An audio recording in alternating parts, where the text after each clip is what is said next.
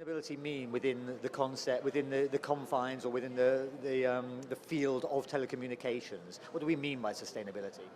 Great question. I mean, so the first thing is, and I think historically sustainability has meant minimizing the impact of ultimately networks that are becoming more power hungry, more resource intensive. So when you look at some of the optical fiber solutions that we're rolling out in the UK, we've passed about 10 million homes. We just announced that, about 2 weeks ago. But those are amazingly more energy intensive than, the old PSTN networks of the past. They're the old fiber wires. So making sure that we've got, a supplier, a utility company that, we've signed some of the largest, renewable energy contracts ever in the world with, and also developing our own renewables programs, and then also rolling out a lot of efficiency solutions. And efficiency can be high tech with smart metering and initiatives like Cool Broadband, which are algorithms that power down entire lines when the user isn't using it, to just simply employee engagement and actually rewarding employees for just having an eye for where there are opportunities to turn things off. And between those three levers, we've been quite good at minimizing the impact, but also doing it in a way where we're sharing a lot of the measurement methodologies and the approaches, because obviously, an ICT solution is an amazingly complex machine ultimately, and to work with partners who provide the different components of that to actually benchmark and understand what the carbon footprint is of all the different devices that ultimately connect together is infinitely more complex than getting the carbon footprint of a packet of crisps. So for the London Olympic Games was the first time that an ICT solution has ever been completely footprinted, to understand what the carbon and energy profile was of the entire network, all with the view to actually how do we minimize the impact of it. But I think really where it is all going is actually now towards the upside. And when you look at the reason we are here in Rio+20, and everybody has their favorite statistics, right? Some people are, Christina Figueres, who's just talking a second ago, often talks about every ton of carbon in the year 2030 needs to deliver 5 times economic value when you just look at where GDP is going and where population is going and what the world's best climate scientists are telling us about where emissions need to come back down to. The burning platform I like to refer to is just simply the fact that we're consuming 1.6 times the resources that the planet can renew in any one given year, and by 2030 we'll need 2.3 planets to sustain us, and of course we've only got one. So what that points to is this being the next great industrial revolution, and leading businesses begin to get that, and they understand that completely new systems are required for how demand and how supply work, and building systems that can actually scale and support 8, 9, 10 billion people, as opposed to failing to provide for the vast majority of the 7 billion people that are on the planet right now, is a phenomenal opportunity for business. And really it's looking at those business ecosystems and how we can create completely new systems for growth. Things like the circular economy, moving away from linear extractive business models to, designing products for reuse, or looking at how waste can be used as an asset, and also moving more towards service-based business models, where a tire company might move away from selling tires to actually selling traction, and ultimately, kind of innovating on the back of that to create completely new business models. So no business can approach any one of those challenges on their own, and you need to kind of create coalitions of the willing, doing it in an open source fashion where, we are trialing different methods and different approaches to understand what works and what doesn't, and doing it in a way where civic society are also providing the convening platforms, and for big business to make sure that we're not doing it in a way where we become cartels, but actually sharing the lessons that we're learning with everybody, so that the little guy, who usually is the person with the big idea that can make it all, kind of work, that they're also part of the process. So really, the future for us, the future for BT, is kind of recognizing that the next era of human evolution will be defined by the problem-solving power of networks, and understanding how that systemic change can be facilitated by, a company like ours with one of the largest networks in the world. Quite a boring fact, but on top of that, you have this amazing business ecosystem. And when you listen to our customers, you hear it coming through all the time. How do we get systemic change? How do we get new models for growth? Do you have pressure from your customers? I think it's probably fair to say that the company like BT is not perceived perhaps as one of the major polluters just within the telecommunications industry in general. It's the oil companies, it's farmers perhaps who take most of the flack. So where has the incentive come from for this quest to become a sustainable company? Great question. So the biggest driver is customer, and we have developed, key account analytic tools for kind of looking at the key trends around, some of our biggest accounts, and our accounts will be quite large. So it's really important that we have very accurate insight around, what are the big business challenges for our key customers. And increasingly we've seen this agenda move, particularly in emerging markets, particularly in China, particularly in Brazil, from being, maybe number 3 or 4 on the agenda 4 or 5 years ago to now unequivocally number 1. Talk to us about how we will use resources more effectively on the back of your solutions. Talk to us about how, you will help us create more with less. And also, we're kind of needing to be ahead of the RFP process. I think usually you would see, the kind of the questions around, are you a responsible business? Are you a sustainable business?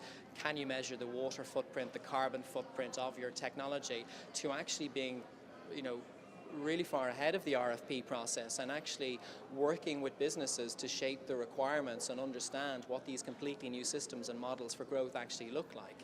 And that is what being a partner means. If you're just waiting for the RFP process, you will only ever be a supplier. So really understanding, how this concept of this next industrial revolution is hitting FMCG and hitting retail and hitting oil and gas and clean tech and so on, and how nobody has the solutions, and understanding what the foresight looks like, so you can kind of create, in some instances, new bespoke solutions that aren't in our portfolio at the moment, and sometimes what we have in our portfolio is actually a big part of the solution as well. So it's about a 50-50 split between products that we've got that can solve some of these challenges, but also working in a more bespoke way with some of our customers to shape what these completely new network architectures look like and how they can be used from a social perspective and also from an environmental perspective as well.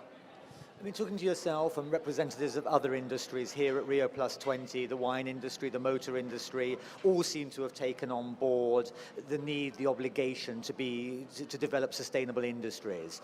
Where are the obstacles? Where do the obstacles lie in advancing this new industrial revolution that you've mentioned? And are we going to achieve it at conferences like this one, the Rio+20? So absolutely not. I think since Stockholm in 1972, we've had 40 years of depending on conferences like this, and maybe others like Davos as well, where we've come together and we've said, how can we shape global policy? And there have been some successes. There's been the Kyoto Protocol, the Montreal Protocol, which was very successful at eradicating CFCs and also tackling the hole in the ozone layer. But really, for 40 years of awareness, it's not the kind of progress that we need, particularly going back to the Christina Figueres analogy of where we need to be by 2030.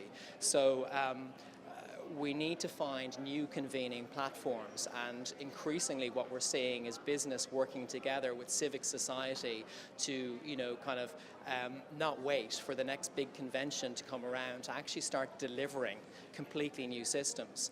And I think the more we actually wait for policy, any business that's sitting around saying, let's see what comes out of Rio before we act, they're not going to be a winner in the next great industrial revolution. They will cease to exist. So the leaders get it, and they are acting now, but they're also realizing the limitations of conventions like this. And there's a huge focus on what's in the text. I've never seen a text come out of any of these congregations that has really fundamentally changed the world. What we need to fundamentally change the world is turn this from a kind of a niche, passive area to actually something that every man, woman and child on the planet actually cares about. And we need to stop talking about it as the green agenda and the carbon agenda and even the sustainability agenda, and actually really connecting with people's values. And visiting the oldest favela here in Rio was a real proof point for that, the favela Moro de Providencia, and actually seeing how so much of this starts with the individual. That individual, 3 billion people earning less than $2 a day. So it's not just confined to the favelas here in Brazil, but those people people who have no confidence in the world around them, they have no self-esteem, and they have no hope. And when you can actually connect with them through digital inclusion programs or whatever, you see the self-esteem returning, you see the self-confidence returning, maybe they're getting a job, maybe they become a community champion. Then collective action becomes possible. And once collective action becomes possible, then you see the community starting to act together. They start to tell the drug lords, we don't want you, kind of tearing up those trees. We actually want that litter cleaned up, and we're going to stand together and make sure that that happens.